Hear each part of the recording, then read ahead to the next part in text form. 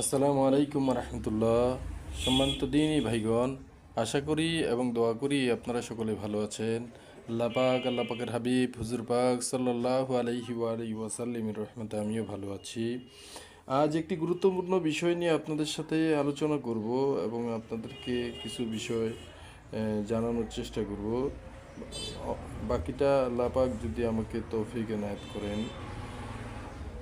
এখন আপনাদের সামনে যে বিষয়টা নিয়ে আলোচনা করব সেটা হচ্ছে চেহেল কাফ। আপনারা সকলে জানেন চেহেল কাফ আল্লাহ তাআলার এক বিশেষ নিয়ামত, যা বরফির আব্দুল কাদের জিলানী রহমতুল্লাহ আলাইহি জিন্নাতদের দেশ থেকে জিন্নাতের কিতাব হতে এটা এনে আমাদের তিনার কিতাবে লিপিবদ্ধ করেন, যেখানে অনেক সময় জিন্নাতের রোগীর ক্ষেত্রে আমরা কালামুল্লাহ শরীফ বা অন্যান্য আয়াত শরীফ সহ নকশার আমল সহ অনেক কিছু করার পরেও যখন আমরা জিনদের সাথে পেরে উঠি না, তখন এই এক চেইল কাফের আমল করার দ্বারা অনেক সময় দেখা যায় আল্লাহ পাকের রহমতে ওই রুগীকে ওই দুষ্টু জিন শয়তানের হাত থেকে বের করা সম্ভব হয়। তো এই চেইল কাফ শরীফের আমল এবং খাসিয়াত, লিখার নিয়ম এবং খাসিয়াত আজকে আপনাদের সামনে মোটামুটিভাবে বিস্তারিতভাবে আলোচনা করার চেষ্টা করব। আপনারা সকলে মনোযোগ সহকারে দেখবেন। ভিডিওটি একটু লম্বা হতে পারে। আপনারা ইনশাআল্লাহ যদি মনোযোগ সহকারে শুরু থেকে শেষ পর্যন্ত ভিডিওটি দেখেন, আমি আশা করি ভবিষ্যতে আপনাদের এই চেল কাফের নকশা লিখতে কোনো প্রকার ভুল হবে না, বা এর খাসিয়াত সম্পর্কে আপনারা পরিপূর্ণ একটা এলেম অর্জন করতে পারবেন। আপনারা দেখতে পাচ্ছেন আমি আগে এখানে লিখে রেখেছি চেহেল কাফ। আর চেহেল কাফের নকশাটি মূলত 16 ঘরের আতসী নকশা। আপনারা যারা আতসী আবি বাদি খাকি আতসী তাল সম্পর্কে জানেন না, ইনশাআল্লাহ আমি পরবর্তীতে কিছু ভিডিও দিব, যেই যারা নতুন মুদাব্বির একেবারে আমালিয়াতের জগতে নতুন প্রবেশ করেছেন, তাদের জন্য ইনশাআল্লাহ আমি পরবর্তীতে এই ভিডিওগুলো দিব, যেন যারা নতুন মুদাব্বির আছেন তারা আমলিয়াতের মধ্যে কোনটা আতসী, কোনটা আবি, কোনটা খাকি, কোনটা বাদি নকশা, এবং এই নকশাগুলোর বিশেষ চাল আছে, এই চাল অনুপাতে কীভাবে লিখতে হয় সেই বিষয়গুলো আপনাদের সামনে অবগত করব। আজকে প্রথমত যেহেতু আমরা চেল কাফের বিষয়টা নিয়ে আলোচনা করছি, তাই আমরা চেল কাফের বিষয়টার মধ্যেই থাকব। আপনারা দেখতে পাচ্ছেন এখানে একটা নকশা চাল দেওয়া আছে, যেমন এখানে দেওয়া আছে 1 2 3, এখানে 4, এখানে 5, এখানে 6, এখানে 7, এখানে 8, এইভাবে পুরো 16, এখানে 16 ঘর পর্যন্ত দেওয়া আছে। আমরা যখনকার চেল কাফের নকশাটা লিখবো, তা আমাদের খেয়াল রাখতে হবে যে আমরা সোজাসুজি ডান দিকে বাম দিকে যাব না, বা উপর থেকে নিচ দিকে যাব না। আমরা কি করতে হবে, যেখানে আমার 1 দেওয়া আছে আমরা প্রথমেই ওই ঘরটা পূরণ করতে হবে। এরপর যে ঘরের 2 দেওয়া আছে সে পরবর্তীতে 2 ঘর পূরণ করতে হবে। এরপরে যেটাতে 3 দেওয়া আছে সেখানে 3-এর ঘর পূরণ করতে হবে। এইভাবে পুরো নকশাটা পূরণ করতে হবে। যদি আমরা এই পদ্ধতি অবলম্বন করে নকশাটা পূরণ করতে পারি, আল্লাহ পাকের হাবিব যদি চায়, এই নকশাটা এত শক্তিশালীভাবে কাজ করবে যে আপনারা নিজেরাই বোকা হয়ে যাবেন। আপনারা যখন দেখবেন এর কাজের পরিধি বা এর খাসিয়াত সম্পর্কে আমি পরে যখন আলোচনা করবো, আপনারা দেখবেন যদি শুদ্ধ করে আপনারা এই নকশাটা লিখতে পারেন। তার বেশি কথা লম্বা না করে আমরা মূল নকশার দিকে চলে যাই। আমরা প্রথমেই এই 1-এর ঘরে লিখতে হবে। 1-এর ঘরে কত আছে আমার লিখতে হবে 1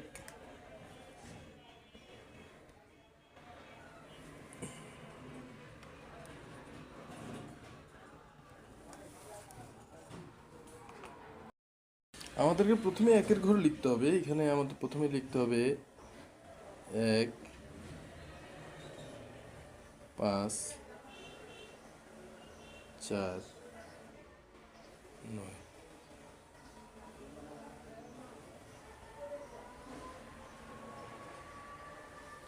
এরপরে 2-এর ঘর এখানে আছে এই ঘরে 1 5 5 0। এরপরে আমাদের 3-এর ঘর লিখতে হবে। এখানে আছে 1 5 5 1। এরপরে ফিল আপ করতে হবে 4-এর ঘরে। এই যে 4-এর ঘর হচ্ছে এটা 1 5 5 2। এরপরে হচ্ছে 5-এর ঘর এটা এক, 5, 5, 4। এরপর হচ্ছে 6-এর ঘর। 6-এর ঘর এটা 1, 5, 5, 5। এরপর হচ্ছে 7-এর ঘর। 7-এর ঘর হচ্ছে এটা 1, 5, 5, 6। এরপর 8-এর ঘর 1, 5, 5, 7। এরপরে হচ্ছে 9-এর ঘর 1, 5, 5, 8। এরপরে হচ্ছে 10-এর ঘর 1, 5, 5, 9। এরপর হচ্ছে 11তম ঘর 1, 5, 6, 0। 12তম ঘর 1, 5, 13তম ঘর 1, 62। 14তম ঘর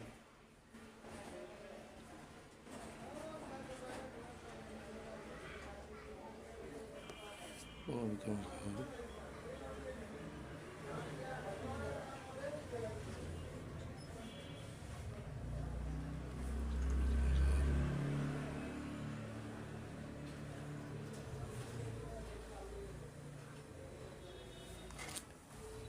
ইনশাল্লাহ আপনারা দেখতে পেলেন যে আমি এখানে চেহেল কাফের যে মূল নকশা। আচ্ছা, এখানে আরেকটা বিষয় লেখা হয়নি, বিসমিল্লাহির রহমানির রহিম লিখতে হবে।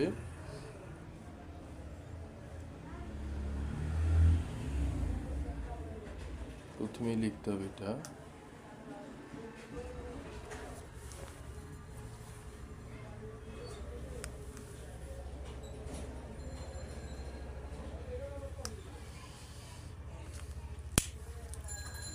যে আপনারা দেখতে পেলেন যে আমি এখানে চেহেল কাফের পুরো নকশাটা কিভাবে লিখবেন সে বিষয়টা আমি আপনাদেরকে দেখিয়ে দিলাম। চাল অনুসারে, সঠিক পদ্ধতিতে চাল অনুসারে কিভাবে লিখবেন। এখন আপনাদেরকে আমি জানাবো এই চেহেল কাফের খাসিয়াত সম্পর্কে। চেহেল কাফ দিয়ে আপনারা কি কি কাজ করতে পারবেন। আপনারা যদি মনোযোগ সহকারে বিষয়টাকে দেখেন, একটু শুনেন, শুরু থেকে শেষ পর্যন্ত শুনুন, ইনশাল্লাহ আল্লাহ তাআলা চাইতো আপনারা অনেক এলেম হাসিল করতে পারবেন। এক, কোনো ব্যক্তিকে যদি জিন, পরি, ভূত, প্রেতনি আসর করলে 7 বার চেহেল কাপ পরে সরিষার তেলে ফুঁক দিয়ে উহা রুগীর সম্পূর্ণ শরীরে মালিশ করলে আসর কেটে যাবে এবং রুগী সম্পূর্ণ সুস্থ হবে। তবে এখানে একটা খেয়াল রাখার বিষয়, উক্ত তেল পড়ার পাত্রটি কখনোই মাটিতে রাখা যাবে না, কখনোই মাটিতে রাখা যাবে না। যদি কেউ ওই তেল পড়ার পাত্রটি মাটিতে রাখে তাহলে কিন্তু ওই তেল পড়ার যে ক্রিয়া সেটা নষ্ট হয়ে যাবে।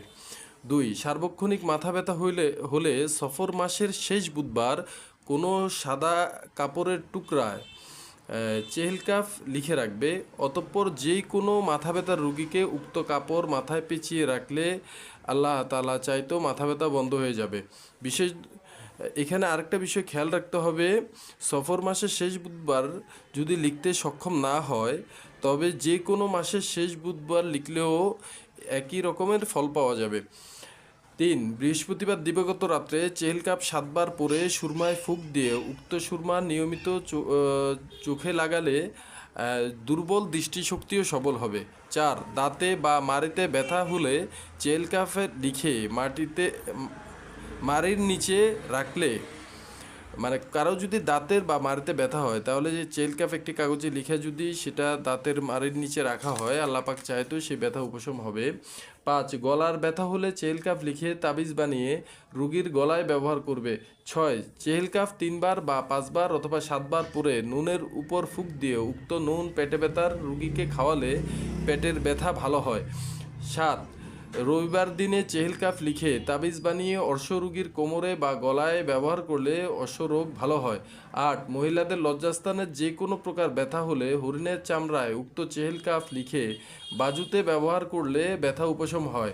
9, জবের রুটির উপরে চেহেল কাফ লিখে সকালে খালি পেটে রুগীকে খাওয়ালে হাঁপানি এবং শ্বাসকষ্ট দূর হয়। 10, সোমবার দিবাগত রাত্রে দ্বীপ্রহরের পরে 2টি পুরাতন কবরের মাঝখানে বসে 41 বার চেহেল কাফ পরে কঠিন দুশ্মনের চেহারায় কল্পনা করে বলবে, আল্লাহ এই দুশ্মন নিপাত হোক, ইনশাআল্লাহ দুশ্মন পরাস্ত হবে। 11, কোনো মহিলার ঋতুস্রাবের পর চেল কাফ লিখে বরখাস ধোয়া পানি পান করিয়ে সহবাস করলে নেক বক্ত সন্তান পয়দা হয়। 12, কেউ রাস্তা হারিয়ে ফেললে একাগ্রতার সাথে চেল কাপ 7 বার পড়লে সঠিক পথ প্রাপ্ত হয়। 13, কোনো মহিলার চুল লম্বা না হলে 7 বার চেহেল কাপ পরে চিরুনিতে ফুঁক দিয়ে উক্ত চিরুনি পরা নিয়মিত ব্যবহার করলে চুল লম্বা হবে। 14, প্রতিদিন সকালে কোনো ব্যক্তি 7 বার চেহেল কাপ পড়লে সারাদিন লোকজন তাহার অনুগত থাকবে এবং ভক্তি শ্রদ্ধা করবে। 15, কোনো ব্যক্তি পালিয়ে গেলে বা হারিয়ে গেলে তার ঘরে বসে 41 বার চেহেল কাপ পরে ঘরের চতুর্দিকে দম করলে দ্রুত ফিরে আসবে। 16, চেহেল কাপ পানের উপরে লিখে মৃগী রুগীকে 40 দিন 40টা পান খাওয়ালে আরোগ্য হয়। 17, রাতকানা রুগীর চেহেল কাপের তাবিজ সাথে রাখলে আস্তে আস্তে দৃষ্টিশক্তি ফিরে পায়। 18, প্রতিদিন 7 বার চেহেল কাপ পড়লে স্মরণশক্তি এবং জেহান বৃদ্ধি পায়। 19, সর্বপ্রকার বিমার এবং ব্যথার জন্য চেহেল কাপের চতুর্কোণী নির্মুক্ত নকশা লিখে রুগী উহাতে মনোযোগ সহ দীর্ঘ সময় তাকিয়ে থাকবে, অতঃপর সাথে ব্যবহার করবে। এই নকশাটি আজকে আমি দিব না, আজকে যেহেতু এমনিতেই ভিডিও লম্বা হয়ে যাচ্ছে, এটা আমি আপনাদেরকে দিলাম চেহেল কাফের নকশা।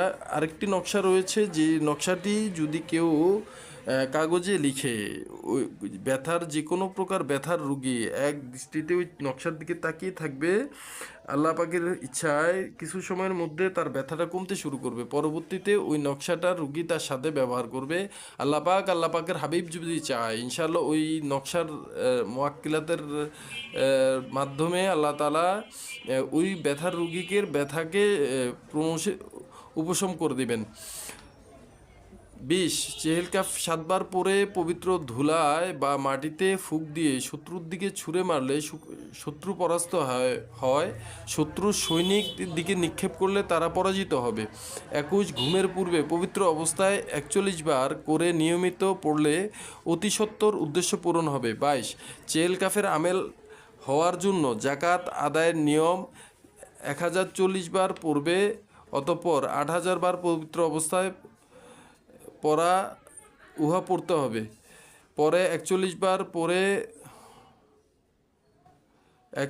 বার পরে হাতের ফুঁক দিয়ে সমস্ত শরীর মাসে করলে জাদু বান টোনা দেও দানব জিন পরি থেকে মাহফুজ থাকবে। মূলত চেহেল কাফের কীভাবে আপনারা জাকাত দিবেন এই বিষয়টা আমি পরবর্তীতে আলোচনা করব। আজকে শুধুমাত্র চেহেল কাফের যে মূল নকশা, এই নকশাটা লেখার নিয়ম এবং চাল আমি দেখিয়ে দিলাম, এবং এর দ্বারা কি কি ফায়দা বা কি কি খাসিয়াত রয়েছে, চেহেল কাফের খাসিয়াত রয়েছে, সে বিষয়টা আলোচনা করলাম। ইনশাআল্লাহ এই নকশাটা আপনারা কাগজে সুন্দর করে লেখার পরে 3 বার দুরূদ শরীফ, 3 বার সূরা ফাতিহা, 3 বার সূরা আয়াতুল কুরসি এবং 3 বার ইসমে আজম পরে ফুঁক দিবেন, সাথে 24 দোহাই দিবেন ইনশাআল্লাহ। এরপরে আবার দুরূদ শরীফ পরে ফুঁক দিবেন। আল্লাহ তাআলা চায় তো এই নকশাটি এত শক্তিশালীভাবে জাগ্রত হবে। এরপরে আপনার যে খাসিয়ত বর্ণনা করা হলো, এর যে কোনো একটি রোগীকে দিয়ে দেখবেন, ইনশাআল্লাহ আল্লাহ তাআলার পক্ষ থেকে আপনারা অবশ্যই ফায়দা পাবেন। ইনশাআল্লাহ আজকার কথা লম্বা করবো না, দীর্ঘ সময় হয়ে গেল। আপনারা আমার জন্য দোয়া করবেন। যেহেতু আমি নতুন, আমার কথা এবং বচনভঙ্গিতে কোনো যদি ভুল পরিলক্ষিত হয়, আল্লাহর ওয়াস্তে আল্লাহ রাসূলের সন্তুষ্টির জন্য আপনাদের দিনই ভাই হিসাবে ক্ষমা সুন্দর দৃষ্টিতে দেখবেন। পরবর্তী ভিডিওর ইনশাআল্লাহ পরবর্তীতে কোন বিষয়ে ভিডিও করব পরবর্তীতে বিষয়টা আপনারা কমেন্টে লিখবেন, আমি সেই বিষয়ে আপনাদের জন্য ভিডিও দেওয়ার চেষ্টা করব ইনশাআল্লাহ। আসসালামু আলাইকুম রহমতুল্লাহ।